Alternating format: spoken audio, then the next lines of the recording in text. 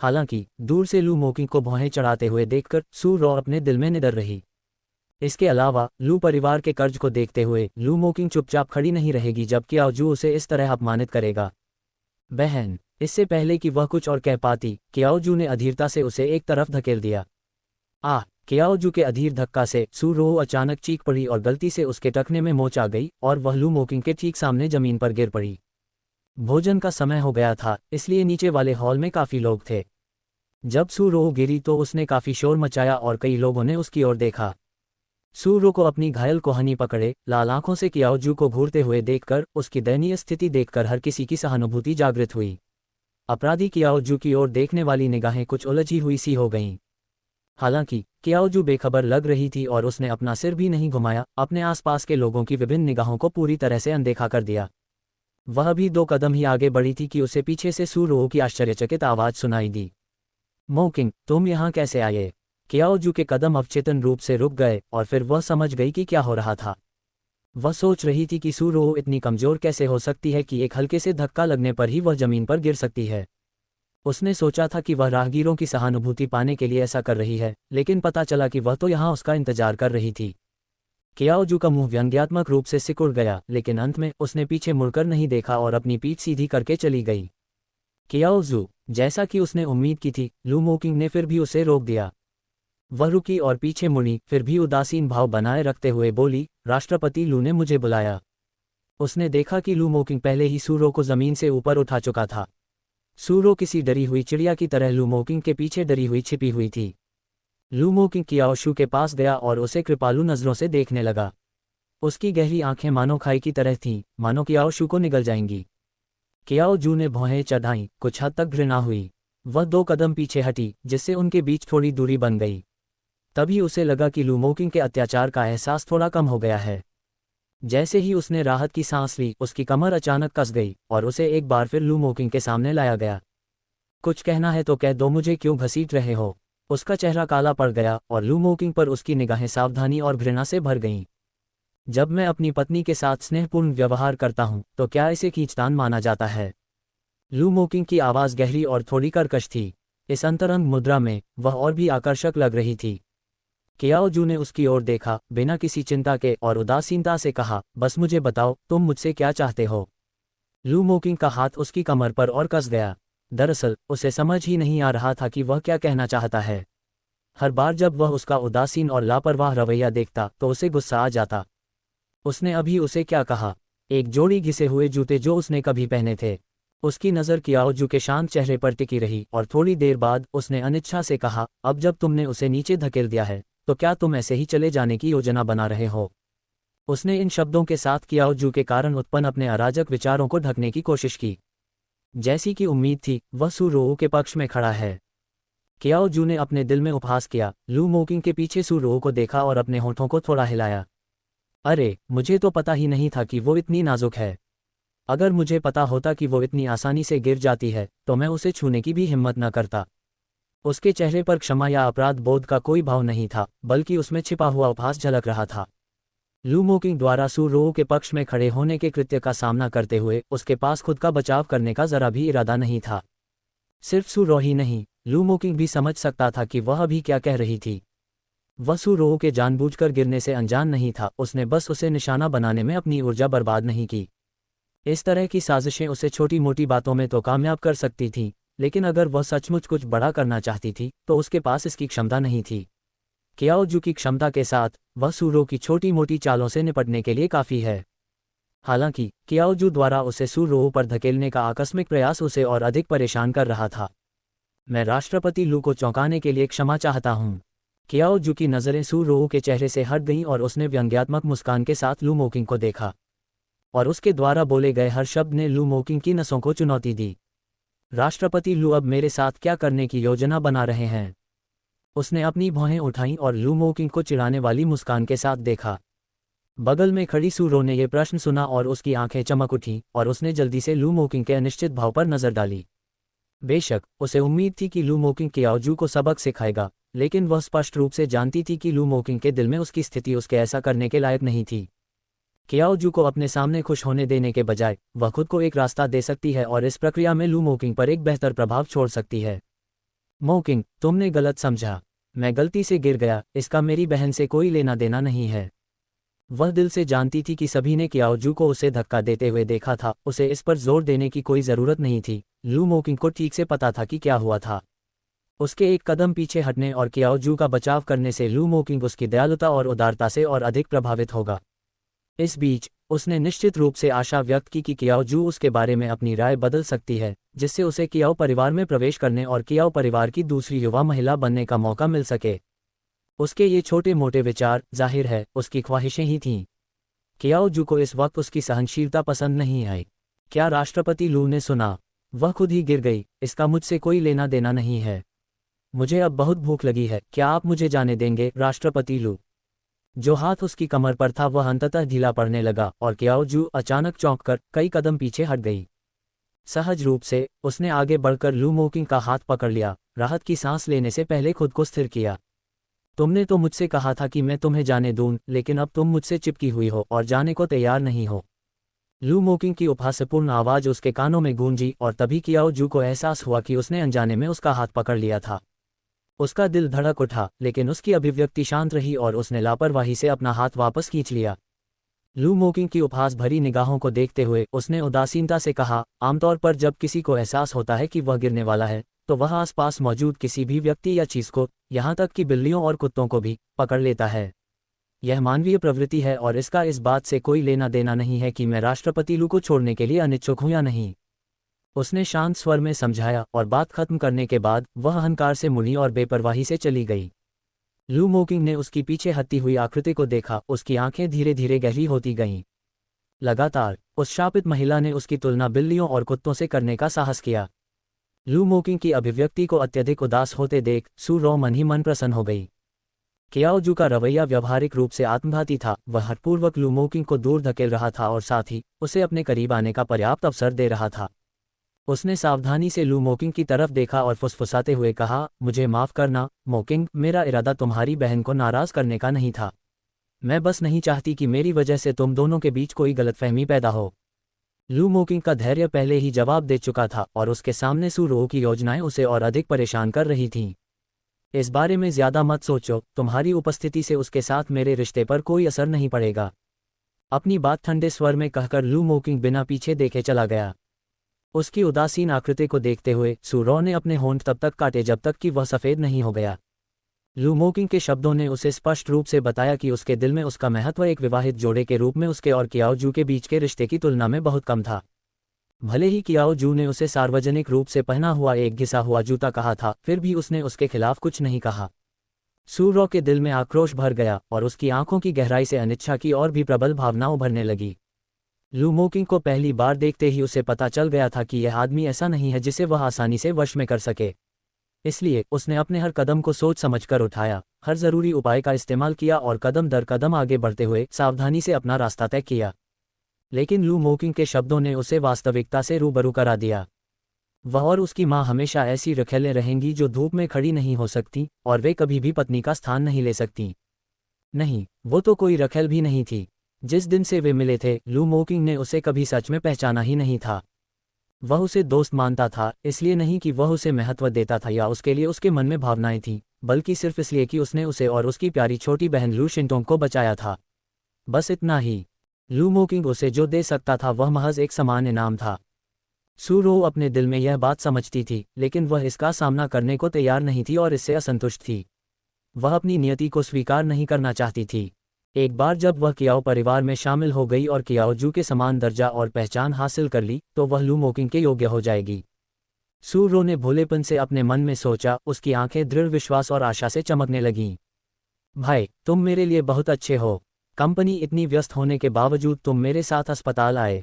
लू शिनतोंग ने स्नेह भरे स्वर में लू मोकिंग के कंधे पर अपना सिर टिका दिया। हालांकि वह एक माँ थी, फिर भी जीवन भर बिगड़ने के कारण उसके चेहरे पर अभी भी लड़कियों जैसी मासूमियत झलक रही थी। लू मोकिंग और उसके पति सोंग यू के सामने वह महज एक छोटी बच्ची थी। उसका स्वभाव बुरा नहीं था, ये केवल सू रो के साथ उसका रिश्ता था और उसका यह विश्वास था कि कियाओजू ने किसी चाल के माध्यम से लू मोकिंग को उससे शादी करने के लिए मजबूर किया था, जिसके कारण वह कियाओजू से विशेष रूप से घृणा करती थी। लू मोकिंग के माता पिता की कई साल पहले एक दुर्घटना में मृत्यु हो गई थी, जिससे लू परिवार में केवल उसकी दादी ग्रैंडमा लू और उसकी छोटी बहन लू शिंटोंग ही बची थीं। लू मोकिंग अपनी प्रिय बहन लू शिंटोंग को छोड़कर हर किसी के प्रति उदासीन था, जिसके प्रति वह जीवन भर अत्यधिक कृपालु रहा तथा उसे अकारण बिगाड़ता रहा। लू मोकिंग ने अपना हाथ बढ़ाया और उसके सिर पर हाथ फेरा। हालांकि लू शिंटोंग की बातें सुनकर उसे थोड़ी बेचैनी हुई। उसी समय वार्ड के दरवाजे पर दस्तक हुई और 50 वर्ष से अधिक आयु का एक डॉक्टर मुस्कुराते हुए अंदर आया। राष्ट्रपति लू, डीन लियांग। लू मोकिंग बिस्तर के पास से उठे और डीन लियांग के पास गए और अभिवादन के रूप में अपना सिर थोड़ा हिलाया। प्रेसिडेंट लू, मिस लू की हालत आपको शुक्सू ने बताई होगी। मैं उसे आपके लिए दोहराता हूँ। डीन लियांग ने कुछ गंभीर भाव से बात शुरू की। कियाओ शू का नाम सुनते ही लू शिंटोंग के चेहरे पर घृणा का भाव उभर आया। हालांकि चूंकि यह उसकी अपनी सेहत का सवाल था, इसलिए उसे स्वाभाविक रूप से सुनना पड़ा। मिस लू की हालत बहुत गंभीर है और अब और देर नहीं की जा सकती। मैं जल्द से जल्द हृदय प्रत्यारोपण सर्जरी कराने का सुझाव देता हूं। वास्तव में लू परिवार की वित्तीय और शक्ति के साथ लू शिंटोंग की प्रत्यारोपण सर्जरी बहुत पहले हो सकती थी। हालांकि लू शिंटोंग बहुत डरपोक थी और उसे हमेशा लगता था कि सर्जरी के बाद वह ऑपरेशन टेबल पर ही मर जाएगी, इसलिए उसने लगातार मना कर दिया। इस बार गर्भावस्था के कारण उसके हृदय पर अतिरिक्त तनाव पड़ने के कारण वह हृदय गति रुकने की स्थिति तक पहुंच गई थी और अब इसमें देरी करना निश्चित रूप से संभव नहीं था। लू शिंटोंग को ये बात अपने दिल में पता थी, लेकिन फिर भी वह डरी हुई थी। उसने सोंग यू का हाथ कसकर पकड़ रखा था, उसकी आंखों में उसका डर साफ दिखाई दे रहा था। तो कृपया इसे जल्द से जल्द व्यवस्थित करें, डीन लियांग। लू मोकिंग का स्वर अभी भी उदासीन लग रहा था, लेकिन उसकी छिपी चिंता छिपी नहीं थी। ठीक है, जैसे ही हमें मैचिंग हॉट मिल जाएगा, हम तुरंत मिस लू की सर्जरी की व्यवस्था कर देंगे। मुख्य सर्जन डॉक्टर कियाओ होंगे, जिन्होंने उस दिन मिस लू को बचाया था। निश्चिंत रहें, डॉक्टर कियाओ की चिकित्सा कुशलता पर कोई सवाल नहीं है। यद्यपि लू मोकिंग और कियाओ जू ने विवाह प्रमाण पत्र प्राप्त कर लिया था, लेकिन उन्होंने कभी विवाह समारोह आयोजित नहीं किया था। उनके अनुसार कियाओ जू से विवाह करना ही उनका अंतिम लक्ष्य था और उन्होंने इस विवाह को, जिसे वे मान्यता नहीं देते थे, सार्वजनिक करने से इनकार कर दिया। उस समय कियाओ चीफ को कुछ आपत्तियां थीं, लेकिन उनकी पोती लू मोकिंग से प्यार करती थी और वह उनकी हर बात मान लेती थी। अंत में उनके पास उसे अपनी मर्जी से काम करने देने के अलावा कोई चारा नहीं था। नतीजतन लू मोकिंग की शादी के बारे में बहुत कम लोग जानते थे और उसकी पत्नी की पहचान तो और भी कम लोग जानते थे। डीन लियांग भी इसका अपवाद नहीं थे। क्या आप चाहते हैं कि कियाओ जू मेरी सर्जरी करे? लू शिंटोंग के स्वर में अचानक प्रतिरोध बढ़ गया, जिससे डीन लियांग के चेहरे पर मुस्कान अजीब तरह से जम गई। मिस लू, क्या आपको डॉक्टर कियाओ के बारे में कोई गलतफहमी है? डीन लियांग ने पूछा, उसकी आंखें भ्रम से भरी हुई थीं। शुक्सू के बिना मिस लू का अब जीवन भी नहीं होगा, क्या उसे उसका आभारी नहीं होना चाहिए? उसकी बात सुनकर लगता है कि प्रतिरोध इतना तीव्र क्यों है। वह कोई बात नहीं। लू शिंटोंग कुछ कहने ही वाली थी, लेकिन लू मोकिंग ने पहले ही उसे बीच में रोक दिया। कृपया जल्द से जल्द इसकी व्यवस्था करें, डीन लियांग। ठीक है। डीन लियांग के जाने के बाद लू शिंटोंग ने लू मोकिंग की ओर असंतुष्ट नजरों से देखा और कहा, भाई आप क्यों चाहते हैं कि कियाओ जू मेरी सर्जरी करे? अस्पताल में इतने सारे डॉक्टर हैं। टोंग टोंग, तुम इस बारे में जिद नहीं कर सकते। मैंने अपनी आंखों से देखा है कि कैसे जुक्सू ने तुम्हें और तुम्हारे बच्चे को भूत द्वार से बचाया था। मुझे उसकी चिकित्सा कुशलता पर विश्वास है। मैं तुम्हें दूसरे मामलों में शामिल कर सकता हूं, लेकिन इस मामले में नहीं। इस समय बोलने वाले व्यक्ति लू शिनतोंग के पति, सोंग परिवार के सबसे बड़े युवा स्वामी सोंग यू थे। लू शिनतोंग अपने दिल में अनिच्छुक थी, लेकिन अपने पति की निर्णायक अभिव्यक्ति का सामना करते हुए उसने बलपूर्वक अपने असंतोष को निगल लिया। मैं समझता हूँ। अपना छोटा सा मुंह बनाते हुए वह नाराजगी से बिस्तर पर लेट गई, रजाई को अपने सिर पर खींच लिया और अपना बचकाना स्वभाव प्रदर्शित किया। सोंग यू को समझ नहीं आ रहा था कि उसके साथ क्या करे, इसलिए वह केवल असहाय होकर अपना सिर हिला सकता था। लू मोकिंग ज्यादा देर तक वार्ड में नहीं रुका। वह फोन कॉल का जवाब देने के लिए बाहर गया और जैसे ही वह गया, सू रो आ गई। आने से पहले उसने जानबूझकर लू मोकिंग से दूरी बनाए रखी थी। इससे पहले लू मोकिंग ने नीचे उससे जो कहा था, उससे वह अपनी भावनाओं पर नियंत्रण खो बैठी थी। लू मोकिंग कोई साधारण इंसान नहीं थी। उसे डर था कि वह अपनी भावनाओं पर काबू नहीं रख पाएगी और वह उसे पहचान लेगा। टोंग टोंग, जियो रॉ। सू रो की आवाज़ सुनकर लू शिनटोंग ने अपना सिर कंबल के नीचे से बाहर निकाला और उसे गर्मजोशी से बैठने के लिए कहा। Mister song. सू राव ने सोंग यू का विनम्रतापूर्वक स्वागत किया। सोंग यू ने बस हल्के से सिर हिलाया, लू शिनटोंग जितना उत्साहित नहीं। जहां तक इस सूरो की बात है, तो उसके मन में उसके बारे में कोई खास अच्छी धारणा नहीं थी। यद्यपि वह लू शिंटोंग की जीवन रक्षक थी, फिर भी उसे वर्षों से सोंग परिवार और लू परिवार दोनों से कई लाभ प्राप्त हुए थे। हालांकि इस लड़की ने हमेशा उसे यह महसूस कराया कि वह बहुत अधिक गणना करने वाली थी और उसकी पत्नी का सरल और भावुक स्वभाव उसके साथ बहुत अधिक समय बिताने के लिए उपयुक्त नहीं था। फिर भी उसकी पत्नी अपने जीवन रक्षक के प्रति अत्यंत आभारी थी और यह कहना अतिशयोक्ति नहीं होगी कि उसने सू रो का पूरे दिल से ख्याल रखा। इस औरत के लिए भी वह अपने भाई और भाभी की शादी तोड़ने को तैयार थी, जिससे सोंग यू थोड़ा दुखी था। लेकिन उसे हमेशा खुश रखने के लिए उसे कौन दोषी ठहरा सकता है।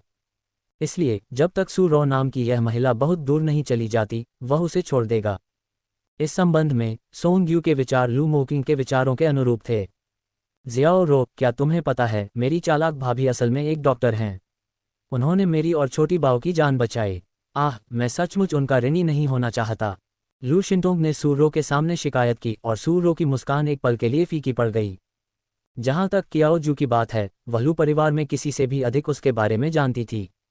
बहुत पहले वह जानती थी कि अगर वह कियाओ परिवार में शामिल होना चाहती है तो उसे कियाओ जू से होकर गुजरना होगा। इसलिए उसने गुप्त रूप से कियाओ जू के बारे में सब कुछ जांच लिया था, जिसमें लू मोकिंग के प्रति उसका लगाव भी शामिल था।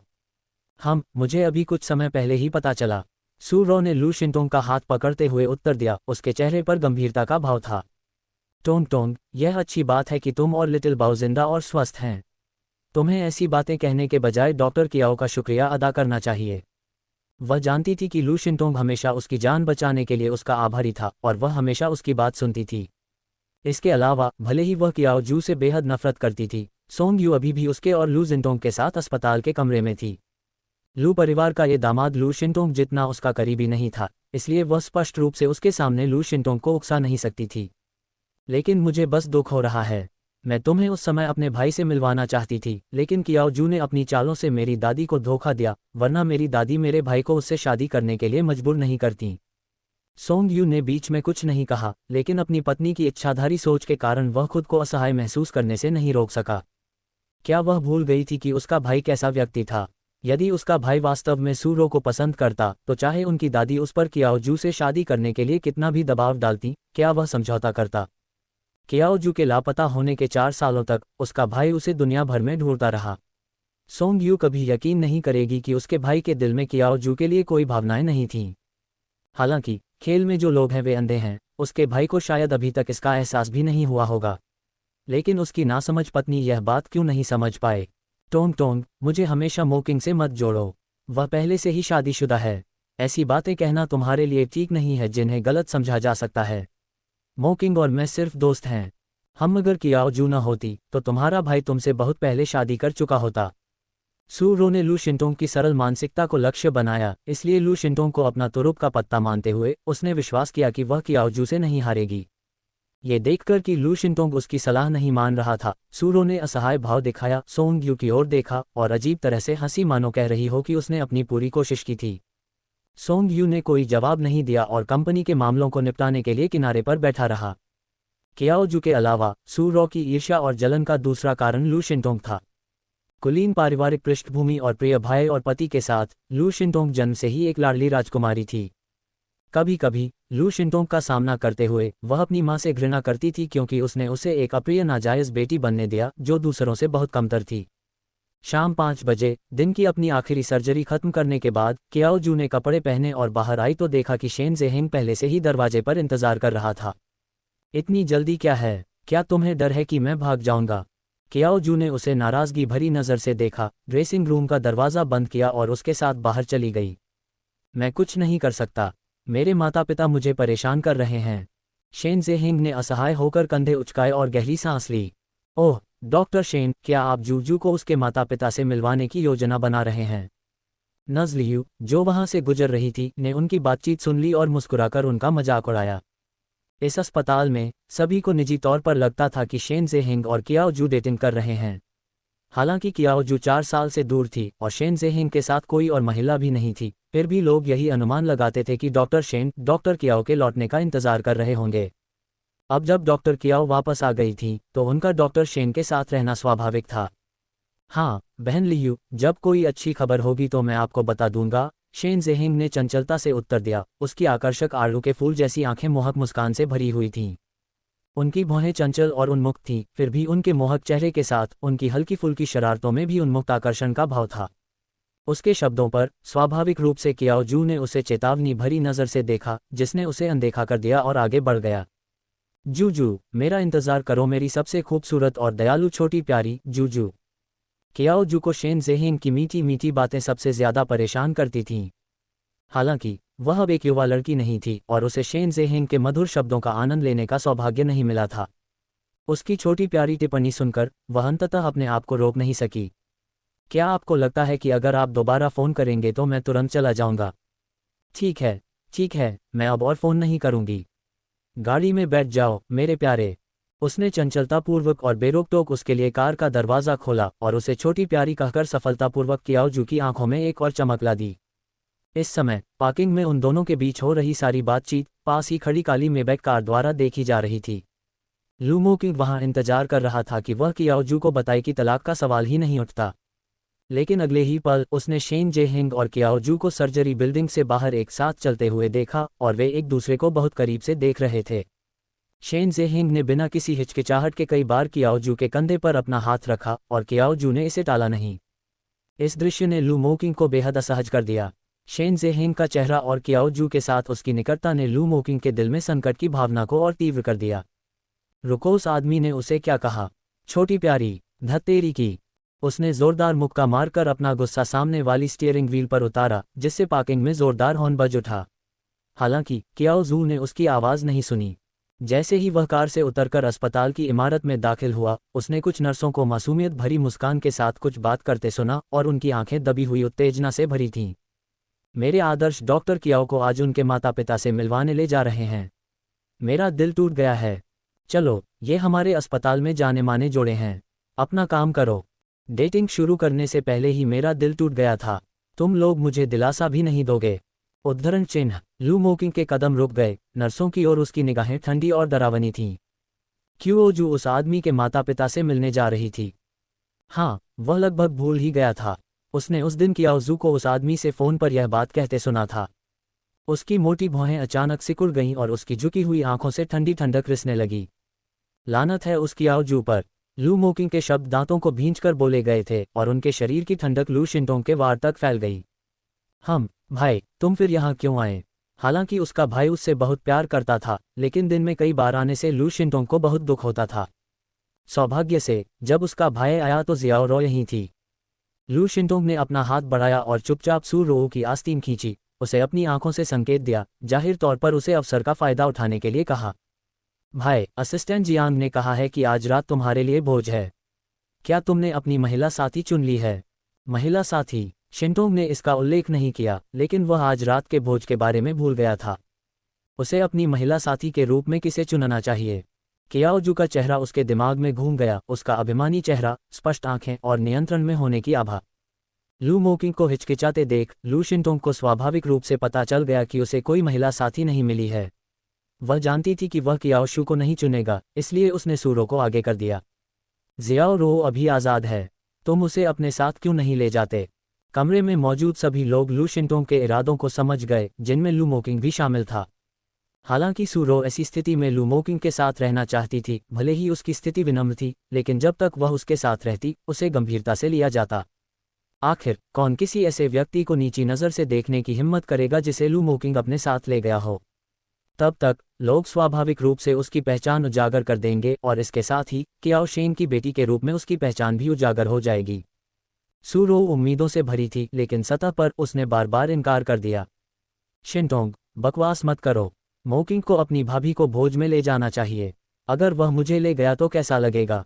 ये कहने के बावजूद उसकी आंखें उम्मीद से भरी हुई थीं जब वे लू मोकिंग के चेहरे पर टिक गईं। लू मोकिंग ने उसकी ओर नहीं देखा, उसकी अथाह आंखें थोड़ी संकुचित थीं और यह बताना मुश्किल था कि वह क्या सोच रहा था। क्या बड़ी बात है, मेरा भाई उस औरत को कभी किसी कार्यक्रम में नहीं लाता। अब वे 4 साल से अलग रह रहे हैं और तलाक भी दूर नहीं है। मुझे लगता है कि तुम्हारा जाना बिल्कुल सही रहेगा, है ना भाई? लू शिंटोंग ने जानबूझकर लू मोकिंग के सामने यह विषय उठाया और उससे पूछा। सू रो यह व्यक्त नहीं कर सकी कि वह इस समय कितनी घबराई हुई थी। उसकी सफलता या असफलता लू मोकिंग के एक वाक्य पर निर्भर थी। घबराहट के कारण उसकी उंगलियां भी हथेली में धंस गई थीं और उसके नाखूनों की सतह पर कोई रंग नहीं बचा था। लू मोकिंग ने अंततः थोड़ी प्रतिक्रिया दिखाई, लेकिन उसकी निगाह उदासीन थी। भाई, मैं आपसे एक सवाल पूछ रहा हूँ, क्या आपको अभी तक कोई महिला साथी मिल गई है? लू शिंटोंग के प्रश्न पूछते ही सू रॉ की निगाहें भी घबराहट से लू मोकिंग के चेहरे पर टिक गईं। मैं अभी एक ढूंढने जा रहा हूँ। जब सू रॉ और लू शिंटोंग अविश्वास से देखते रहे, लू मोकिंग ने मुड़कर लू शिंटोंग की बातों को गंभीरता से लिए बिना ही वहां से चले गए। भैया, वापस आओ ही नहीं है क्या? क्या ढूंढ रहे हो? इस समय सू रॉ से अधिक शर्मिंदा और अजीब कोई नहीं हो सकता था। आगे पीछे की योजना बनाते हुए अंत में लू मोकिंग ने उसे मौजूदा विकल्प के रूप में चुनने की भी जहमत नहीं उठाई। अब वह किसे ढूंढने जा रहा है? कियाओ जू को? सू रॉ ने नाराजगी से सोचा, उसका दिल एक बार फिर अनिच्छा और ईर्ष्या से भर गया।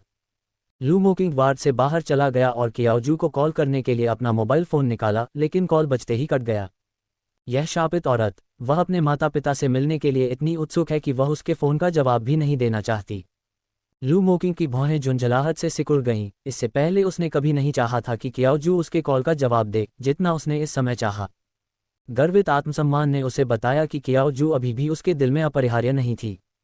इस समय कियाओ जू पहले ही शेन ज़ेहेंग के साथ भव्य हुआडू होटल में आ चुकी थी। दरवाजे पर भव्य स्वागत ने कियाओ जू को अनायास ही भौहें चढ़ा दीं। युवा मास्टर शेन, कृपया इस तरफ आइए। जैसे ही दोनों होटल के रेडवुड दरवाजे में दाखिल हुए, किसी ने उनका स्वागत किया और उन्हें पास के कमरे में ले गया। किस लिए? क्या मेरे माता पिता से मिलते समय अच्छा प्रभाव डालने के लिए तुम्हें अच्छे कपड़े पहनने की ज़रूरत नहीं है? शेन ज़ेहिंग ने सहजता से एक कारण बताया, फिर पास में खड़े मेकअप आर्टिस्ट से कहा, मेरे बच्चे को सुंदर बनाओ। समझ गया, युवा मास्टर शेन। मेकअप आर्टिस्ट ने कियाओ जू की ओर एक जानकार नज़र से देखा और सिर हिलाया। मेकओवर के बाद कियाओ जू ने खुद को आईने में देखकर आश्चर्यचकित हो गई। ऐसा नहीं था कि उसने पहले इस तरह की स्थिति का अनुभव नहीं किया था, क्योंकि वह कियाओ परिवार से थी, इसलिए स्वाभाविक रूप से उसे ऐसे भव्य अवसरों का सामना करना पड़ा था। उसे इस बात पर आश्चर्य हुआ कि वह केवल शेन ज़ेहिंग के माता पिता से मिलने के लिए उसकी पार्टनर बनने का नाटक करने के लिए सहमत हुई थी, लेकिन तैयारियां किसी भोज में जाने जैसी भव्य थीं। मुझे पता था, मेरी जुक्सू सबसे सुंदर है। शेन ज़ेहिंग पास आया और कुछ सेकंड तक कियाओ जू को घूरता रहा, फिर प्रसन्नता से उसकी ओर बढ़ा। उसने अपना हाथ मोड़ा और कियाओ जू की ओर बढ़ाते हुए कहा, चलो चलें। शेन ज़ेहिंग, तुम क्या खेल रहे हो? वह भौहें चढ़ाकर रक्षात्मक भाव से उसे घूरने लगी। शांत रहो, मैं तुम्हें धोखा नहीं दूंगा। मैंने पहले ही कह दिया था कि हम मेरे माता पिता से मिलने जा रहे हैं। कम से कम अगली बार जब तुम पर शादी का दबाव आएगा, तो मैं तुम्हारी मदद जरूर करूंगा। मेरे जैसे खूबसूरत भावी दामाद के साथ तुम्हारे माता पिता जरूर संतुष्ट होंगे। कियाओ जू ने उसकी ओर देखा और घृणा से नाक भान सिकुड़ी। वह एक विवाहित महिला है, जिसका एक बेटा है और जिसका शीघ्र ही तलाक होने वाला है। उसके माता पिता उस पर विवाह के लिए दबाव डालने का साहस नहीं कर सकते। ये देखते हुए कि वह पहले से ही इस तरह तैयार हो चुकी थी और पीछे हटने में बहुत देर हो चुकी थी, कियाओ जू ने खुद को संभाला और शेन ज़ेहिंग के पीछे लिफ्ट तक गई। जब उसने सामने के आलीशान भारी रेडवुड दरवाजे को धक्का देकर खोला, तो कियाओ जू को समझ आ गया।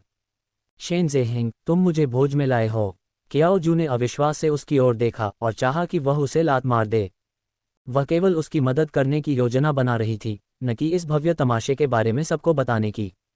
शेन ज़ेहिंग को वह चंचल और बेलगाम मुस्कान दिखाते देख, जिसे वह अच्छी तरह जानती थी, उसने मासूमियत से कंधे उचका दिए। मेरे पास कोई विकल्प नहीं है। मेरे माता पिता यहाँ हैं, इसलिए मैं तुम्हें यहाँ ला सकती हूँ। क्या आप कोई और समय नहीं चुन सकते? कियाओ जू ने उसकी ओर आंखें घुमाईं। आपको उनसे पूछना होगा। शेन ज़ेहिंग ने दूर से उनकी ओर आ रहे एक पुरुष और महिला की ओर इशारा किया और अपने साफ और सफ़ेद दांत दिखाए। जब कियाओ जू ने शेन ज़ेहिंग के साथ भोज हॉल में प्रवेश किया, तो लू मोकिंग पास में ही खड़ा था। उसके हाथ में शराब का गिलास था और उसके पूरे शरीर से एक अधीर मनोदशा निकल रही थी। कियाओ जू और शेन ज़ेहिंग की उपस्थिति ने दृश्य पर काफ़ी हलचल मचा दी। शेन परिवार के दूसरे युवा स्वामी के रूप में शेन ज़ेहिंग एक डॉक्टर बन गए, जिसके कारण वह इस तरह के आयोजनों में शायद ही कभी उपस्थित होते थे। यद्यपि बहुत से लोग उन्हें नहीं जानते थे, फिर भी उनकी चमक छुपी नहीं रह सकी। उसकी मोहक आड़ू के फूल जैसी आंखों पर चंचल और उन्मुक्त मुस्कान धीरे धीरे बढ़ती गई, जिससे घटनास्थल पर मौजूद कई महिलाएं चीख पड़ीं और उसकी पहचान का अनुमान लगाने लगीं। जिस क्षण कियाओ जू अंदर आए, उसने अपनी पीठ पर ठंड महसूस की और उसकी रीढ़ से ठंडी हवा फैल गई। लू मोकिंग ने शराब का गिलास पकड़ा हुआ था और उसके चेहरे पर बर्फ की एक परत जमी हुई थी। उसकी उंगलियां थोड़ी तनी हुई थीं। कियाओ जू, न सिर्फ वे माता पिता से मिल रहे थे, बल्कि तुमने भी शानदार एंट्री की। तुम वाकई कमाल का ड्रामा करती हो। कियाओ जू शेन ज़ेहेंग के पास खड़ी थी और आसपास के लोगों की हैरानी भरी निगाहों और शेन ज़ेहेंग के माता पिता के चेहरों पर खुशी भरी मुस्कान को देख रही थी। उसने अजीब तरह से मुस्कुराने की कोशिश की। अपने ऊंची एड़ी के जूते के साथ उसने शेन ज़ेहेंग के पैर की उंगलियों पर जोर से कदम रखा और कई बार अपनी एड़ी को जोर से दबाया। आह! शेन ज़ेहेंग ने दर्द से कराहते हुए कहा, लेकिन कियाओ जू को देखते हुए उसकी अभिव्यक्ति दयनीय मासूमियत की थी। शुक्सु, तुम मुझ पर घात कैसे लगा सकते हो? ऐसे मोहक और मनमोहक चेहरे के साथ यह मासूम और दयनीय अभिव्यक्ति उसके आकर्षण को और बढ़ा देती थी। हालांकि दोनों के बीच अंतरंग बातचीत ने लोगों को उनके रिश्ते को गलत समझने पर मजबूर कर दिया, विशेष रूप से कियाओ जू के पीछे वाले व्यक्ति को, जिसका चेहरा पहले से ही क्रोध से पीला पड़ गया था और उसकी पीठ में छेद हो गया था। जब आप मुझे इतने सारे लोगों के सामने बुरा दिखाते हैं तो आप शिकायत कैसे कर सकते हैं? उसने अपनी मुस्कान को एकदम सही रखा, मानो वह प्रशिक्षित हो, और यहाँ तक कि उसके कोण भी अच्छी तरह से गणना किए गए थे। शेन ज़ेहिंग ने एक आकर्षक मुस्कान के साथ मुस्कुराया और आदतन अपनी बाहें कियाओ जू के कंधों पर रख दीं। मेरी जुक्सू सबसे सुंदर है, तुम अपना चेहरा कैसे खो सकती हो? शेन ज़ेहिंग, बहुत हो गया, अगर तुम बोलते रहोगे तो तुम्हारे माता पिता इस पर विश्वास कर लेंगे। ये देखकर कि शेन ज़ेहिंग के माता पिता आ रहे थे, कियाओ जू ने अपने दांत पीस लिए और उसे याद दिलाया। शेन ज़ेहिंग की आंखें एक ऐसे कोण पर काली हो गईं जहां कियाओ जू उन्हें देख नहीं सका और जल्दी ही अपनी मूल स्थिति में लौट आईं। मैं चाहता हूं कि वे इस पर विश्वास करें, अन्यथा मैं तुम्हें यहाँ क्यों बुलाऊंगा? शेन ज़ेहिंग उदासीन था और कियाओ जू ने फिलहाल किसी भी बात का खंडन नहीं किया। क्या आज रात का उद्देश्य उसके माता पिता के विवाह के दबाव को रोकने के लिए उसकी प्रेमिका होने का नाटक करना नहीं है? आह हिंग, ये कौन है? माँ शेन जी लैन ने कियाओ जू को देखा और उसे ऊपर से नीचे तक नापा। सिर्फ उसकी नज़र ही कियाओ जू के साथ उसकी संतुष्टि को दर्शा रही थी। पिताजी, माँ, यह जुक्सू है, अस्पताल में मेरी सहकर्मी जिसके बारे में मैंने आपको बताया था, और वह मेरी गर्लफ्रेंड भी है। शेन ज़ेहिंग ने अवसर का लाभ उठाते हुए कियाओ जू के कंधे पर हाथ रखा और अंतिम वाक्य कुछ आत्मसंतुष्टि के साथ कहा, अंकल और आंटी, नमस्ते। नमस्ते नमस्ते। जी लैन ने उत्साह से उसका स्वागत किया, जबकि उसकी तुलना में शेन ज़ेहिंग के पिता शेन फैंग शांत और संयमित दिखाई दिए। हालांकि उनकी नज़रें भी कियाओ जू को ध्यान से देख रही थीं। शालीन और संतुलित, एक अच्छी नौकरी ज़ेहिंग के लिए एकदम सही जोड़ी। दूसरी लड़कियों की तरह छोटी मोटी बातों से दूर, वह शेन परिवार की बहू बनने के लिए बिल्कुल उपयुक्त लग रही थी। शेन ज़ेहिंग अपने माता पिता के चेहरे पर संतुष्टि पड़ सकता था। वह जानता था कि उसका निर्णय गलत नहीं होगा, क्योंकि शुक्सू जिस किसी से भी मिलेगी उसे प्रिय होगी। कियाओ जू पर शेन ज़ेहिंग की नज़र में हमेशा अनजाने में भोग और स्नेह का स्पर्श प्रकट होता था, फिर भी कियाओ जू को कभी भी इसका एहसास नहीं हुआ। इस बीच एक और आदमी अब और बर्दाश्त नहीं कर पा रहा था। उदास चेहरे के साथ अपना वाइन ग्लास पकड़े वह सीधे उसकी तरफ बढ़ा। जितना अधिक वह कियाओ जू की मुस्कुराहट देखता, उतना ही अधिक वह चिढ़ जाता, मानो रात भर दबा हुआ उसका गुस्सा किसी भी क्षण फूट पड़ने वाला हो। शेन ज़ेहिंग की कियाओ जू पर नज़रें बहुत तेज थीं। वह भी एक मर्द था और उस नज़र का मतलब समझ ही नहीं पाया, और इस एहसास ने लू मोकिंग के दिल को और अधिक उत्तेजित कर दिया। आह हिंग, तुम्हारी गर्लफ्रेंड तुम्हारी पिछली गर्लफ्रेंड से कहीं ज़्यादा भरोसेमंद है। बेहतर होगा कि तुम उसे थामे रहो ताकि वो हाथ से न निकल जाए, उसने कहा। शेन फैंग बहुत गंभीर इंसान थे, उन्हें शायद ही कभी किसी की तारीफ करते सुना गया हो। शेन ज़ेहिंग ने पहली बार अपने पिता को किसी लड़की की तारीफ करते देखा था जिससे वह अभी अभी मिले थे। शेन ज़ेहिंग के दिल में गर्व की भावना उमड़ पड़ी, मानो इस समय कियाओ जू वास्तव में उसकी प्रेमिका थी। उन्होंने जवाब दिया, मुझे पता ही नहीं चला कि मेरी पत्नी लू मोकिंग कब किसी और की प्रेमिका बन गई।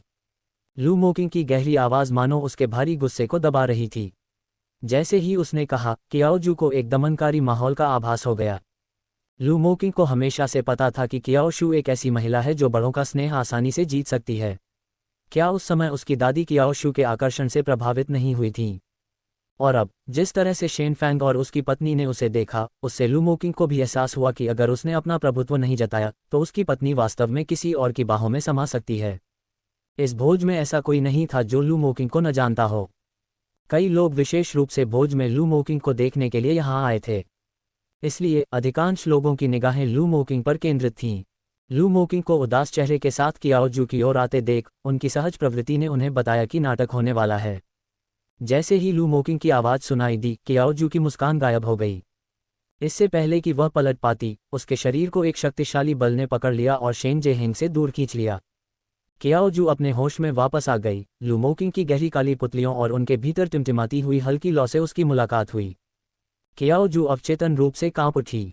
आखिरकार वह अब भी उससे थोड़ा डरी हुई थी। जिस क्षण वह मुड़ी और उसकी क्रिस्टल जैसी साफ काली आंखें उसकी आंखों से मिली, लू मोकिंग का दिल धड़कने के लिए रुक गया। एक क्षण के लिए वह उसकी आंखों से मोहित हो गया।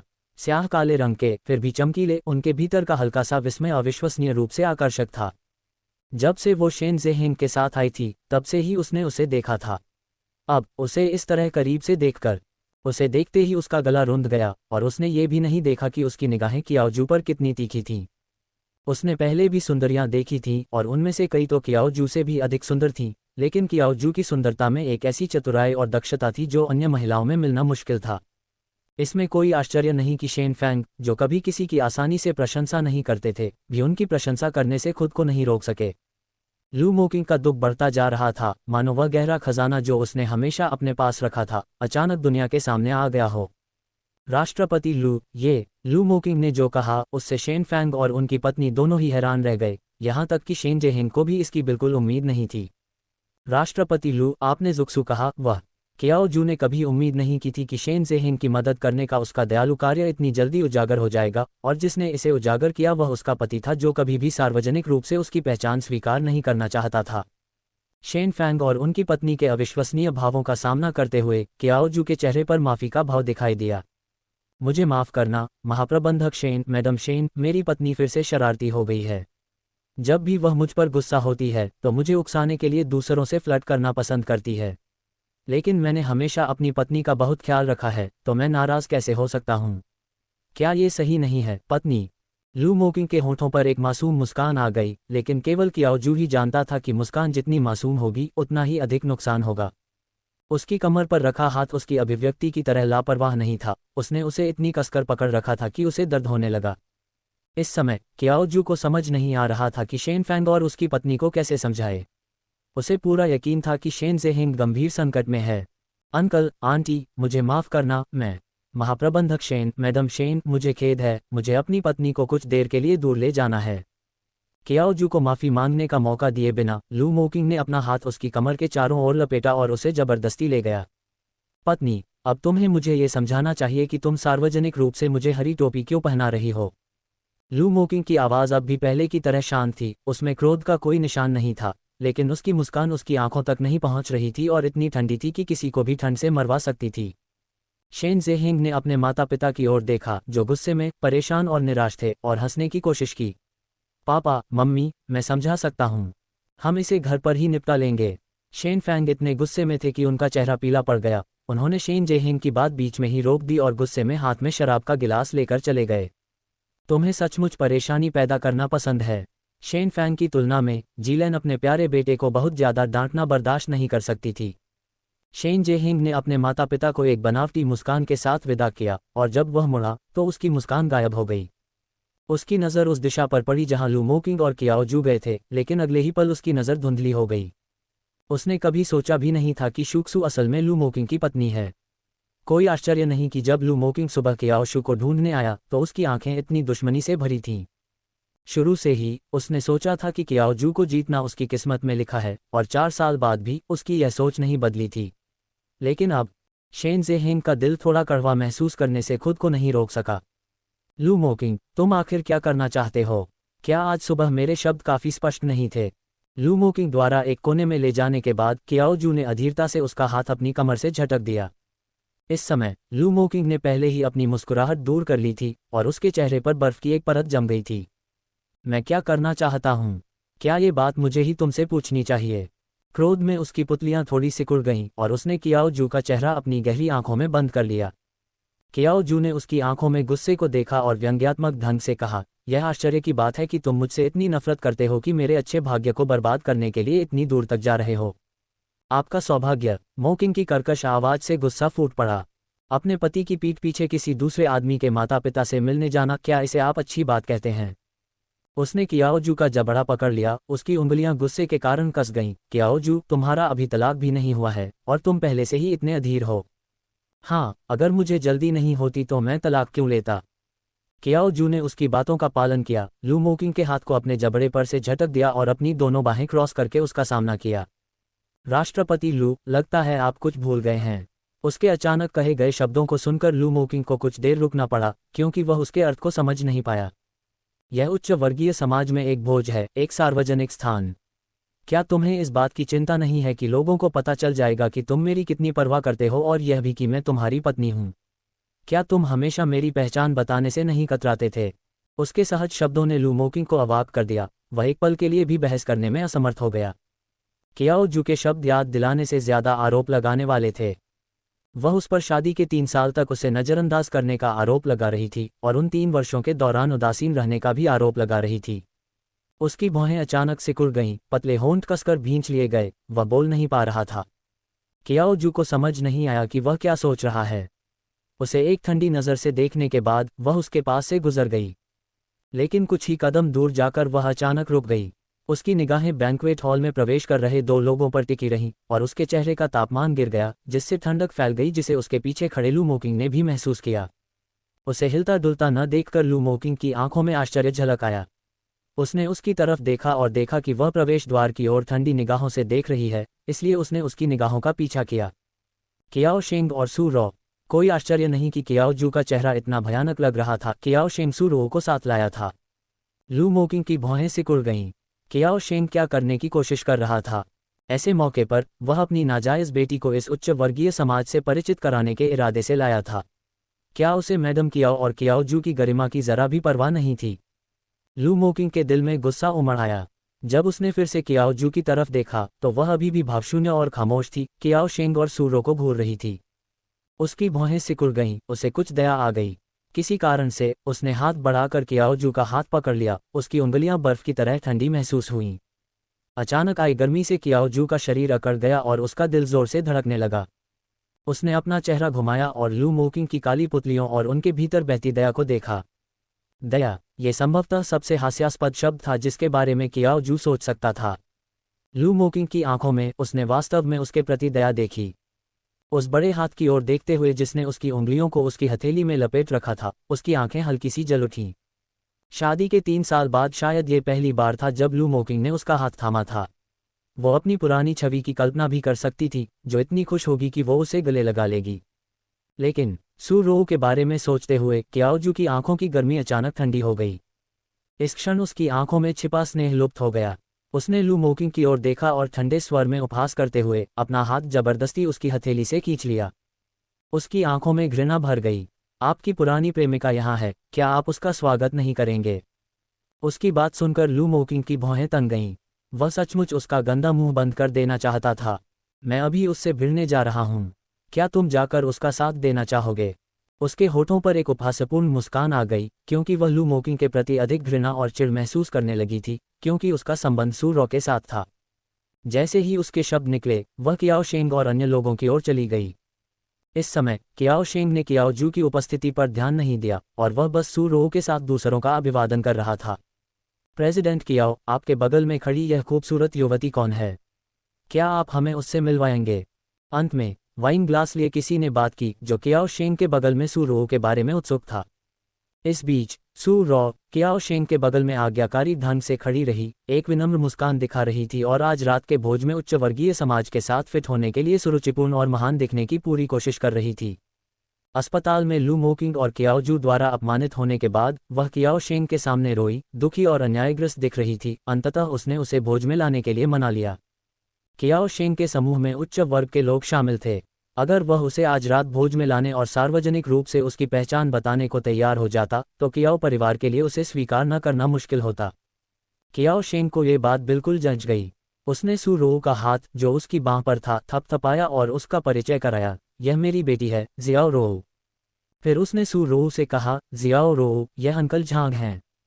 नमस्ते अंकल झांग। तो मैं मिस कियाओ हूँ। आप वाकई एक विशेषाधिकार प्राप्त व्यक्ति हैं। हमने आपको पहले कभी आपके किसी पारिवारिक समारोह में नहीं देखा। झांग ग्रुप के संचालक झांग यांग ने स्पष्ट रूप से सू रॉ की पहचान को गलत समझा और यह बात कही। सू रॉ का चेहरा कठोर हो गया और उसने अजीब तरह से कियाओ शेंग को देखा। कियाओ शेंग भी स्तब्ध था। उसके चेहरे पर मुस्कान जमी हुई थी और वह भी उतना ही शर्मिंदा था। जाहिर है, जब उन्होंने अभी अभी जियाओ रॉ का परिचय कराया तो उनके आसपास के सभी लोगों ने सोचा कि वह उनकी बड़ी बेटी कियाओ जू है। वह आज रात सार्वजनिक रूप से जियाओ रॉ की पहचान उजागर करने के इरादे से आया था, तो वह उन्हें उसे कियाओ जू समझने की गलती कैसे करने दे सकता था। कई अनजान निगाहों का सामना करते हुए उन्होंने एक सूखी हंसी निकाली और समझाया, राष्ट्रपति झांग ने गलत समझा, यह मेरी छोटी बेटी है। छोटी बेटी। अगले ही पल सभी को समझ आ गया और उनके चेहरों पर शर्मिंदगी और उससे भी अधिक उपहास का भाव झलकने लगा। हालांकि इन लोगों ने कियाओ परिवार की वैध बेटी को कभी नहीं देखा था, लेकिन वे सभी जानते थे कि कियाओ मुखिया की सिर्फ एक पोती है। अगर ये लड़की कियाओ मुखिया नहीं थी तो कियाओ परिवार ने उसे पहचाना ही नहीं होगा। सभी के चेहरों पर शर्मिंदगी और उपहास था। किसने सोचा होगा कि चालाक व्यक्ति कियाओ शेंग ऐसी मूर्खतापूर्ण गलती करेगा। ऐसे गंभीर अवसर पर उन्होंने वास्तव में बेशर्मी से एक नाजायज बेटी को जन्म दिया जो कभी जन्म नहीं ले सकी। यद्यपि वे सभी ऐसा ही सोचते थे, लेकिन उनमें से किसी ने भी इसे खुलकर कहने का साहस नहीं किया। आखिरकार कियाओ परिवार एक बड़ा परिवार था और कियाओ शेंग कोई साधारण व्यक्ति नहीं था। कोई भी उसे अपमानित करने की हिम्मत नहीं करता था। अधिकतर दर्शक तो नाटक का आनंद ले रहे थे। तो मैं मिस कियाओ सेकंड हूँ, आपसे मिलकर खुशी हुई। सू रो से ज्यादा कुछ कहना न चाहते हुए कुछ लोगों ने एक दूसरे से नमस्ते नमस्कार किया और वहां से जाने के बहाने ढूंढ लिए। सू रो उनके रवैये में बदलाव महसूस कर सकती थी। इस सूक्ष्म अपमान के कारण उसकी मुट्ठियां चुपचाप भींच गईं। सिर्फ इसलिए कि वे दोनों कियाओ शेंग की बेटियां थीं, लोग लगातार कियाओ जू की चापलूसी क्यों कर रहे थे, लेकिन उसे सू रो को क्यों नज़रअंदाज कर रहे थे। फिर भी इस भोज में कई लोगों ने कियाओ शेंग को उचित सम्मान दिया। सू रो के साथ कियाओ शेंग भीड़ में घुल मिल गई और लगभग सभी का उससे परिचय कराया गया। जैसे ही कियाओ शेंग सू रो के साथ आगे बढ़ने के लिए मुड़ा, कोई उनके रास्ते में आ खड़ा हुआ। उनका हाव भाव घमंड से कम नहीं था। जू कियाओ शेंग के चेहरे पर मुस्कान जम गई। स्पष्ट रूप से उसे कियाओ जू की उपस्थिति का अंदाजा नहीं था। हालांकि वह मिस कियाओ थी, उसने पहले कभी इन व्यावसायिक समारोहों में रुचि नहीं दिखाई थी। उसने मान लिया था कि वह नहीं आएगी, इसलिए उसने सू रो को साथ लाने की हिम्मत की। यद्यपि उन्होंने इसे स्वीकार करने से इनकार कर दिया, लेकिन वे अपनी बेटी कियाओ जू को लेकर कुछ हद तक सतर्क थे। बड़ी बहन। सू रो की आवाज़ बहुत धीमी थी। वह बिना कुछ कहे कियाओ शेंग के बगल में खड़ी थी। उसने भी कियाओ जू के यहाँ होने की उम्मीद नहीं की थी। हर बार जब वह इस औरत से मिलती तो अपने डर को दबा नहीं पाती। ऐसी स्थिति में यदि वह उसे शर्मिंदा करती तो सू रो को डर था कि सब लोग उस पर हंसेंगे। बड़ी बहन, क्या संयोग है आप भी यहाँ हैं। सू रो ने कियाओ जू को कृतज्ञता से देखा, लेकिन उसे बर्फ जैसी ठंडी नज़रों से देखा गया। उसकी आंखों में चेतावनी भयावह थी, जिससे सू रो अनायास ही सिहर उठी। अपनी जगह जानते हुए उसने अपना मुंह बंद रखा, फिर देखा कि लू मोकिंग कियाओ जू के पीछे खड़ा था। सू रो के दिल में एक अनिच्छा का भाव था। उसके साथ सिर्फ कियाओ शेंग था, जबकि कियाओ जू के साथ लू मोकिंग था। मूल रूप से वह केवल कियाओ जू पर प्रहार करने के लिए लू मोकिंग का उपयोग करना चाहती थी, लेकिन जैसा कि यह निकला, चाहे उसने कितनी भी कोशिश की हो, लू मोकिंग के लिए उसका तथाकथित महत्व केवल लू शिंटोंग के मुंह से कियाओ जू के दिल तक ही था। जू, मुझे उम्मीद नहीं थी कि तुम भी ऐसे भोज में आओगे। पिताजी को लगा था कि तुम्हें ऐसा अवसर पसंद नहीं आएगा। कियाओ शेंग के स्वर में सतर्कता और चापलूसी का भाव स्पष्ट था। कियाओ शू उसके सामने खड़ी थी, उसका चेहरा भावहीन था और वह एक शब्द भी नहीं बोल रही थी। फिर भी उसकी आभा ने ऐसा दबाव बनाया कि कियाओ शेंग भी कुछ हद तक अभिभूत हो गया। यद्यपि वह पिता था और वह बेटी थी, लेकिन कियाओ जू की भारी उपस्थिति ने कियाओ शेंग को बहुत उत्पीड़ित महसूस कराया। हाँ, अगर मुझे पहले से पता होता कि इस भोज की दहलीज इतनी नीची है कि कोई भी अंदर आ सकता है, तो मैं न आता। मुझे ऐसे मौक़ों पर गिरना पसंद नहीं।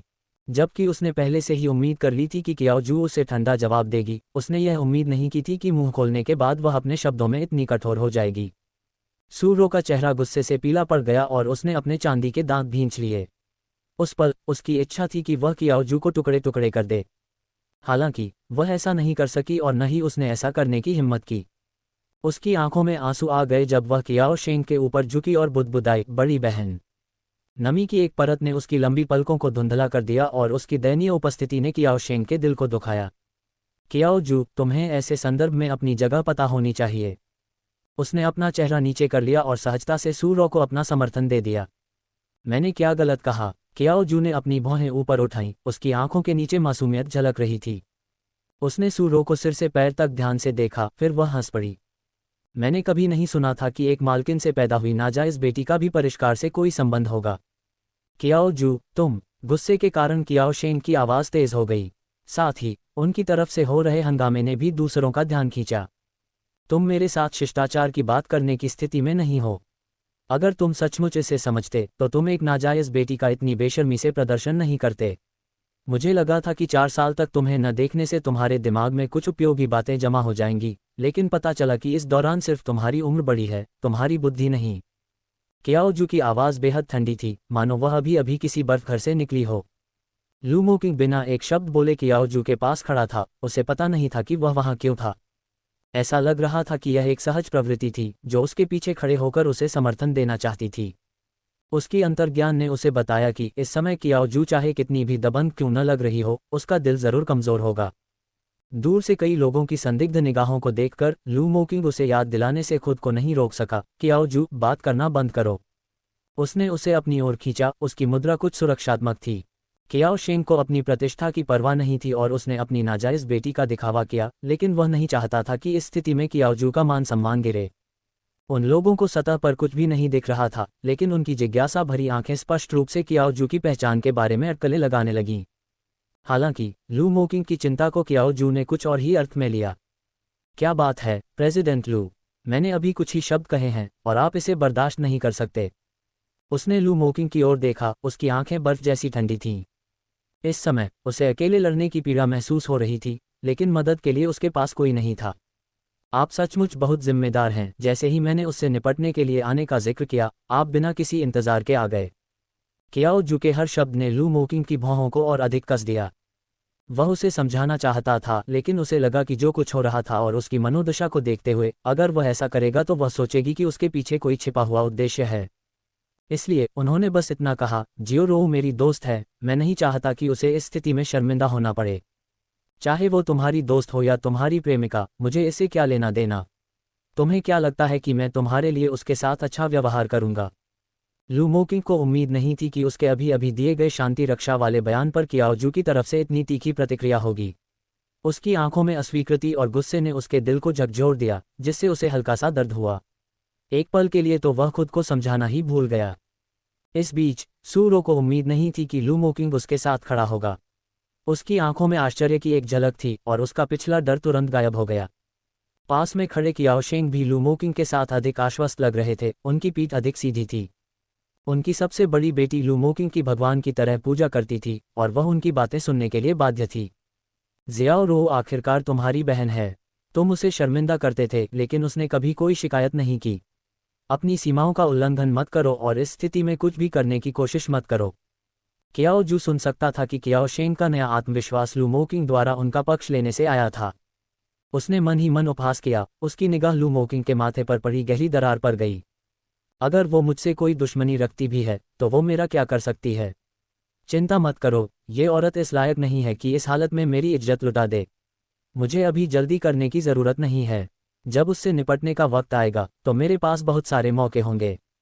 कियाओ शेंग के तुरंत पीले पड़ गए चेहरे और सू रो की लाल आंखों को देखकर कियाओजू ने व्यंग्यात्मक मुस्कान के साथ अपने होंठ मोड़ लिए।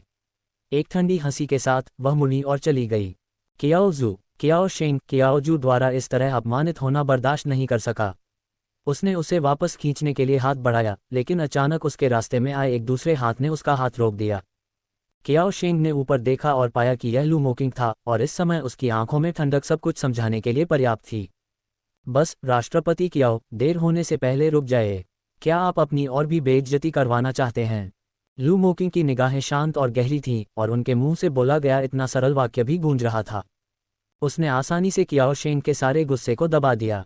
भले ही कियाओ शेंग अपने दिल में अनिच्छुक था, वह अपनी बेटी के खिलाफ भी खड़ा नहीं हो सकता था। इस दामाद की अवज्ञा करना तो दूर की बात थी। लू मोकिंग सू रो की ओर देखे बिना ही वहां से चला गया।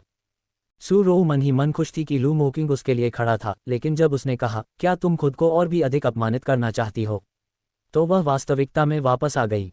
शुरू से आखिर तक वह उसकी रक्षा नहीं कर रहा था, बल्कि वह नहीं चाहता था कि ऐसी स्थिति में उसकी वजह से कियाओजू का मान सम्मान गिरे।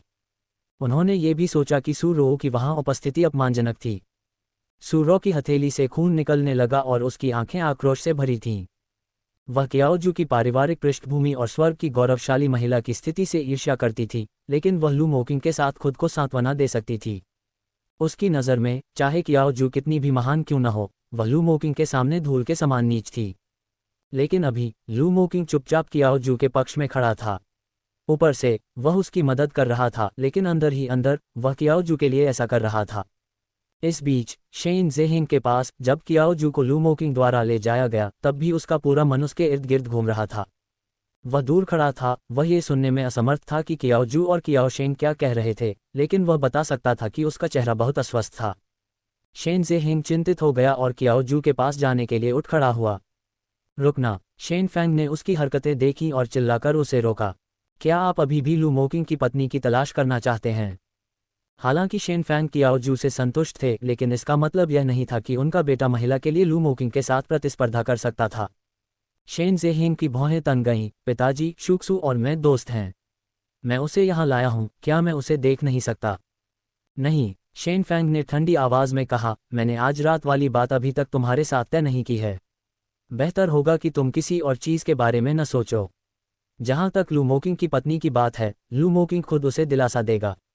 तुम्हें चिंता करने की कोई ज़रूरत नहीं है। शेन ज़ेहिंग की भौहें और भी अधिक सिकुड़ गईं जब उसने देखा कि कियाओ जू अस्वस्थ दिख रही है। ये जानते हुए भी कि उसके पिता आज रात उसके धोखेबाज व्यवहार से नाखुश थे, वह वहां जाने से खुद को नहीं रोक सका।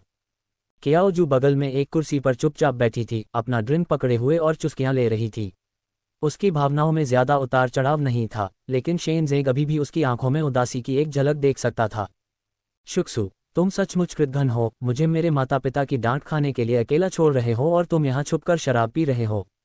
उसने वेटर की ट्रे से शराब का गिलास उठाया और उसके पास बैठ गया।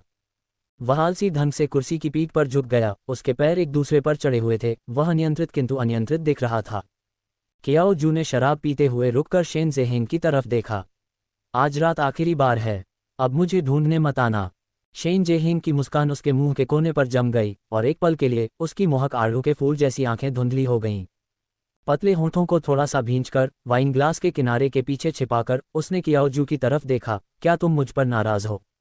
क्या मुझे गुस्सा नहीं होना चाहिए जब आप मुझे बिना बताए ऐसी जगह पर आ जाते हैं? कियाओ जू की आवाज़ ठंडी थी। शेन ज़ेहिंग ने पहली बार उसे इस भाव से बात करते देखा था। वह नहीं जानता था कि कियाओ जू ने क्या अनुभव किया था, लेकिन वह उसके क्रोध के नीचे छिपी उदासी और लाचारी को महसूस कर सकता था। मुझे माफ़ करना शूजू, इस बार मैं गलत था। मैं ऐसा दोबारा नहीं करूँगा। उसने अपनी चंचल और अनियंत्रित शैली को त्याग दिया। उसकी मोहक आंखें सीधे कियाओ जू को देख रही थीं, लेकिन वह उसकी आंखों के नीचे तैरते स्नेह और कोमलता को नहीं देख सकी। कियाओ जू ने कुछ नहीं कहा, वह बिना रुके एक के बाद एक गिलास पीता रहा। शुक्सू, तुमने बहुत पी ली है, पीना बंद करो। उद्धरण चिन्ह। बिना कोई जवाब दिए कियाओ जू ने पीना जारी रखा। शेन ज़ेहिंग ने अपनी भौहें सिकुड़ी और कियाओ जू के हाथ से शराब का गिलास छीनने के लिए आगे बढ़ा, लेकिन किसी ने उससे पहले ही गिलास छीन लिया। शेन ज़ेहिंग दंग रह गया और कियाओ जू भी। जैसे ही उनकी नज़रें मिलीं, लू मोकिंग की गहरी काली पुतलियां उनकी नज़रों से मिलीं और उनके अंदर की हल्की सी नाराज़गी जाहिर हो गई। लू मोकिंग, तुम क्या कर रहे हो?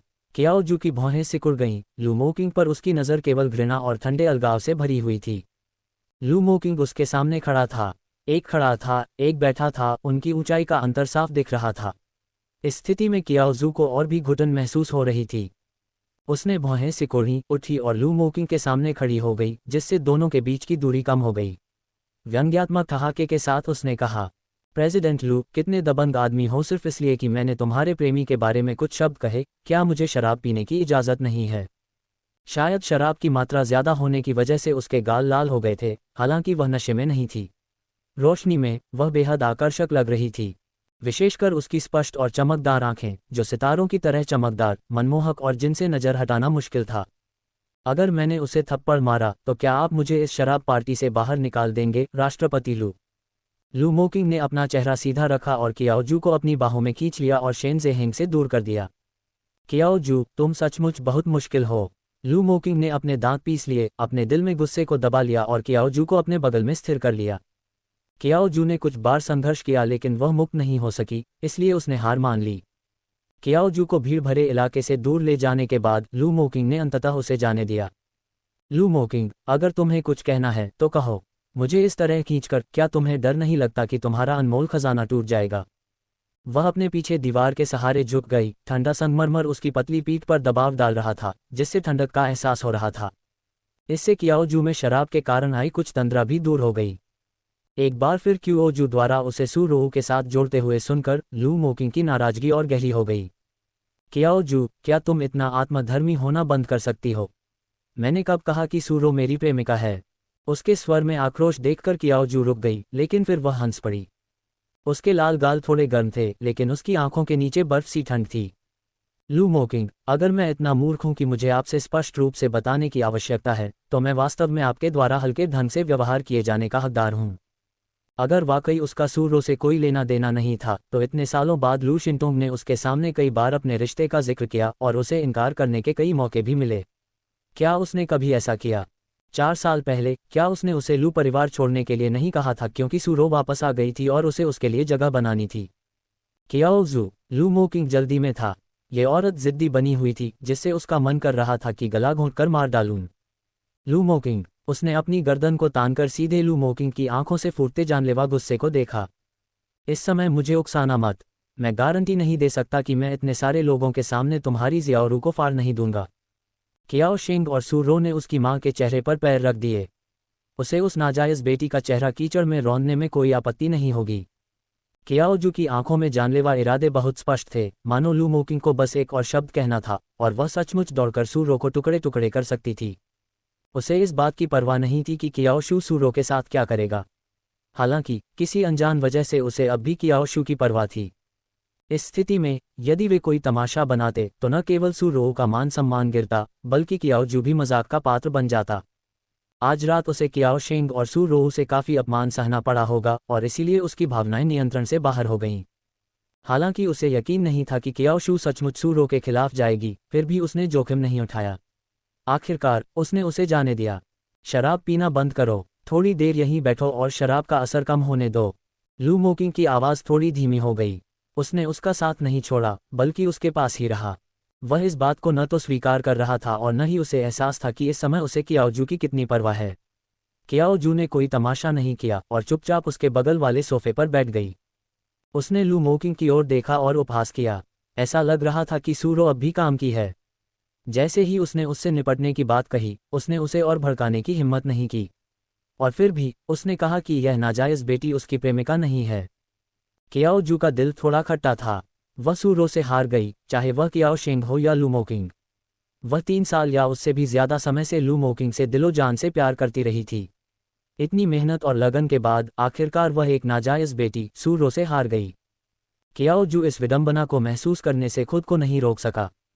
कुछ देर चुपचाप बैठने के बाद भी लू मोकिंग वहां से नहीं गया था। उसकी उपस्थिति से कियाओ जू असहज और बेचैन हो गई। उसने अपने दोनों हाथों से अपना चेहरा ढक लिया और उन्हें धीरे धीरे 2-3 बार रगड़ा, जिससे वह कुछ हद तक शांत दिख रही थी। लू मोकिंग, चिंता मत करो, मैं अभी सूरो को परेशान नहीं करने वाला। तुम्हें मुझ पर नजर रखने की जरूरत नहीं है। पुनः इन्हीं शब्दों के साथ लू मोकिंग क्रोधित हो गया। कियाओ जू, क्या तुम चुप हो सकते हो? लू मोकिंग गुस्से से घुट रहा था। कियाओ जू के होठों पर खिल्ली उड़ाती मुस्कान देखकर उसे लगा जैसे वो किसी भी पल उसका गला घोंट सकता है। गहरी सांस लेते हुए, न जाने क्यों, उसने सचमुच सहन किया और स्वेच्छा से समझाया, मैंने तुमसे कहा था, मेरा सूरो से कोई लेना देना नहीं है। तुम क्या सोच रहे हो? कियाओ जू ने उसकी तरफ देखा ही नहीं। उसकी नज़रें एकाग्र नहीं थीं और वह जमीन को घूर रही थी, एक शब्द भी नहीं बोली। बेशक अब कोई रिश्ता नहीं है। तलाक के बाद क्या सूरो वैसे भी मैडम लू नहीं बन जाएंगी? लू मोकिंग को समझ नहीं आ रहा था कि वह क्या सोच रही है, लेकिन उसके चेहरे के भाव देखकर उसे अंदाजा हो गया कि उसे उसकी बात पर जरा भी यकीन नहीं हो रहा था। ये औरत सचमुच अपनी ही जिद में फंस गई है। उसे और भी ज्यादा गुस्सा खुद पर आ रहा था। उसे इस औरत के विचारों की इतनी परवाह कब से होने लगी? अगर वह उस पर विश्वास नहीं करती थी या सूरो के साथ उसके रिश्ते को गलत समझती थी, तो इसे क्या फर्क पड़ता था? उसने पहले कभी समझाने की जहमत नहीं उठाई थी, तो अब उसे इतनी जल्दी क्यों थी? वह अपने द्वारा पहले किए गए अनावश्यक कार्यों के कारण स्वयं से कुछ नाराज था। थोड़ी देर इंतजार करने और ये देखने के बाद कि लू मोकिंग का अभी भी जाने का कोई इरादा नहीं है, कियाओ जू अब और शांत नहीं बैठ सका। वह अचानक सोफे से उठी और चलने लगी, लेकिन लू मोकिंग ने उसे पकड़ लिया। कहाँ जा रही हो? उसने पूछा। उसके कार्यों से कियाओ जू को बहुत घृणा हुई और उसे लगा कि वह वास्तव में अनावश्यक रूप से उसके मामलों में हस्तक्षेप कर रहा है। चिंता मत करो, मैं बस शौचालय जा रही हूँ। मैं तुम्हारे प्यारे जियाओ रॉ को कोई परेशानी नहीं दूंगी, उसने झट से कहा। इस बिंदु पर लू मोकिंग को और कुछ समझाने का मन नहीं हुआ। कियाओ जू का हाथ जोर से उसकी पकड़ से फिसल गया। यदि राष्ट्रपति लू वास्तव में इतने चिंतित हैं, तो मुझे कोई आपत्ति नहीं होगी यदि आप मेरे पीछे महिलाओं के शौचालय तक आएं, उसने व्यंग्यात्मक लहजे में कहा। उसकी उपहासपूर्ण अभिव्यक्ति ने लू मोकिंग को और भी अधिक परेशान कर दिया। इस बार वह उसके पीछे नहीं गया। बेचैन नज़रों से उसने कियाओजू को शौचालय की ओर जाते देखा और फिर आखिरकार नज़रें फेर लीं। जैसे ही कियाओजू ने शौचालय का दरवाज़ा खोला, वह सू रॉ से टकरा गई, जो अभी बाहर आ रही थी। उसने एक मशहूर डिज़ाइनर द्वारा डिज़ाइन किया हुआ सफ़ेद रंग का स्ट्रैपलेस इवनिंग गाउन और गले में एक अनोखा हीरों का हार पहना हुआ था। जाहिर था कि कियाओशेंग ने ही उसे यह पहनावा दिया था। शौचालय में कियाओजू से मिलने की उम्मीद न करते हुए सू रॉ अनजाने में कांप उठी। उसने पहले भी कियाओजू के कठोर और आक्रामक व्यवहार का अनुभव किया था। यहाँ तक कि जब कियाओशेंग मौजूद था तब भी वह बेहद डरी हुई थी। अब कियाओजू का आमने सामने सामना करने की तो बात ही छोड़ दीजिए। गहरे भय को धैर्य का दिखावा करके दूर नहीं किया जा सकता। यद्यपि कियाओजू उससे केवल 2 महीने बड़ी थी, शायद उनकी अलग अलग पारिवारिक पृष्ठभूमि के कारण कियाओजू की उपस्थिति सू रॉ को टुकड़े टुकड़े करने के लिए पर्याप्त थी। सू रॉ पर ज्यादा ध्यान दिए बिना कियाओजू ने ठंडेपन से उसके होंठ पकड़े और उसके चारों ओर घूमने ही वाली थी कि सू रॉ ने हिम्मत करके आवाज लगाए, बहन। उसकी आवाज धीमी और कांपती हुई थी और उसकी दयनीय नज़र लगभग सहानुभूति जगा रही थी।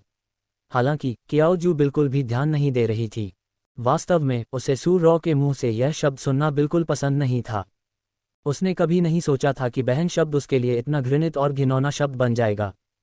उसकी आंखें तुरंत ठंडी हो गईं और उनके भीतर छिपी तीक्ष्णता भयभीत करने वाली थी, जिससे सू रॉ के पैर लड़खड़ा गए। उसे तुरंत अपने शब्दों के चयन पर पछतावा हुआ। वह जानती थी कि कियाओजू को ये शब्द सुनना सबसे अधिक नापसंद था।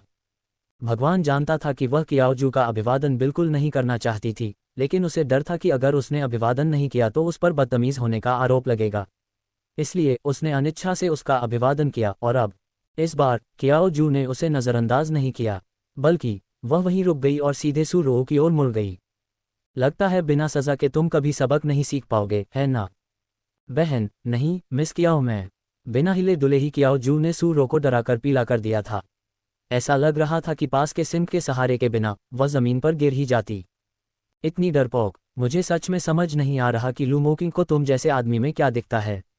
क्या सारे मर्द तुम्हारे टाइप के मर्दों को पसंद करते हैं? कियाओजू ने ये सोचकर हंस दिया कि वह संभवतः अपने चचेरे भाई द्वारा सुने गए उपन्यासों में सबसे दुर्भावनापूर्ण महिला पात्र जैसी दिखती है। तीखी जुबान वाली, घमंडी, कृपालु और हमेशा सौम्य और दयनीय महिला नायक को धमकाती रहती है, जिसे अंततः पुरुष नायक द्वारा उसकी जगह पर खड़ा कर दिया जाता है।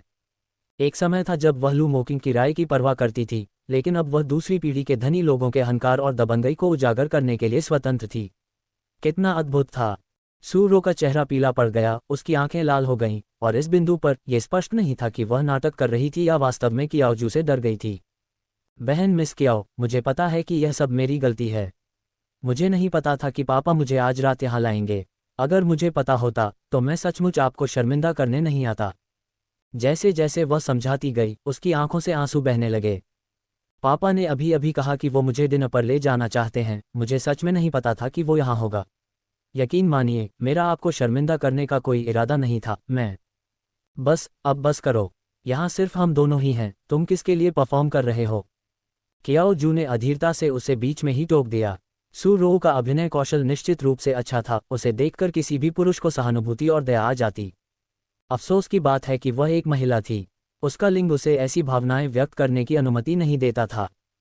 कियाओजू ने सू रॉ की लाल आंखों और अभी तक न गिरे आंसुओं को देखते हुए उपहास किया। सू रॉ, अब मैं तुम्हें ये बात साफ कर दूं ताकि तुम्हें मेरे सामने अभिनय करके खुद को थकाने की ज़रूरत ना पड़े। इससे तुम्हारी मेहनत बच जाएगी और मुझे भी घिन नहीं आएगी, जो हम दोनों के लिए बेहतर है। सुरुचिपूर्ण उंगलियों ने हल्के से उसके कनपटी से बालों की कुछ लंटें हटा दी, जिससे सुस्त कुलीनता का आभास हुआ। सू रॉ को यह स्वीकार करना पड़ा कि कियाओजू में निहित ये कुलीनता कुछ ऐसी चीज थी जिसे वह कभी प्राप्त नहीं कर सकती थी, चाहे वह कितने भी शानदार आभूषणों का उपयोग क्यों न कर ले। वह इससे ईर्ष्या करती थी और नाराज थी, और यही कारण था कि वह अपने भाग्य को स्वीकार करने के लिए अनिच्छुक होती जा रही थी और अपने अधिकारों के लिए लड़ना चाहती थी। उसकी हड्डियों के अंदर की अनिच्छा की भावना ने उसे कियाओजू को धूल में धकेलने और उसकी जगह लेने के लिए और भी अधिक बेचैन कर दिया। वे दोनों कियाओशेंग की बेटियां थीं। उसे इतना अपमान क्यों सहना पड़ा और कियाओजू के बराबर क्यों नहीं होना पड़ा? वह हमेशा के लिए कियाओजू द्वारा दबाई नहीं रहना चाहती थी। ऐसा मत सोचो कि मेरे सामने नाटक करने से काम चल जाएगा। अगर तुम मरते दम तक मेरे सामने सच्चे दिल से घुटने टेकते रहो, तब भी मैं तुम्हें कियाओ परिवार में आने का मौका नहीं दूंगा। समझ रही हो? शुरू से ही कियाओजू को अच्छी तरह पता था कि सू रो उसके व्यंग्य और अपमान को क्यों सहन कर रही थी। अब उसने साफ साफ कह दिया, जिससे सू रो का पीछे हटना लगभग बंद हो गया। उसे यकीन नहीं था कि सू रो इतनी विनम्र बनी रहेगी। सू रो का चेहरा सचमुच बदल गया, अब उसमें पहले वाला दयनीय संयम नहीं रहा। उसकी आंखों में एक ठंडी चमक चमक उठी। अच्छा है, अपना असली रूप दिखा दो।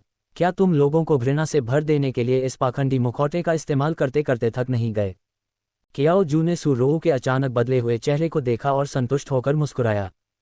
फिर सू रो से बात बर्बाद किए बिना वह शौचालय जाने के लिए मुड़ी। तभी पीछे से एक धीमी दृढ़ आवाज उसके कानों में पड़ी। क्यों? उसकी निगाहें भयंकर थीं जब उसने कियाओजू को घूरा। उसकी आंखों में अनिच्छा और घृणा थी। मैं भी पापा की बेटी हूँ। मैं आपसे प्रतिस्पर्धा या लड़ाई नहीं करना चाहती। मैं बस कियाओ परिवार में वापस जाना चाहती हूँ, अपने वंश को स्वीकार करना चाहती हूँ। क्या इसकी इजाज़त नहीं है? अपने पूर्वजों को स्वीकार करें। कियाओजू को ऐसा लगा जैसे उसने अभी अभी एक बहुत ही मनोरंजक चुटकुला सुना हो। यह इस बात पर निर्भर करता है कि आपको किसने जन्म दिया है। अगर वह रखेल है तो आपको यह विशेषाधिकार नहीं मिलता।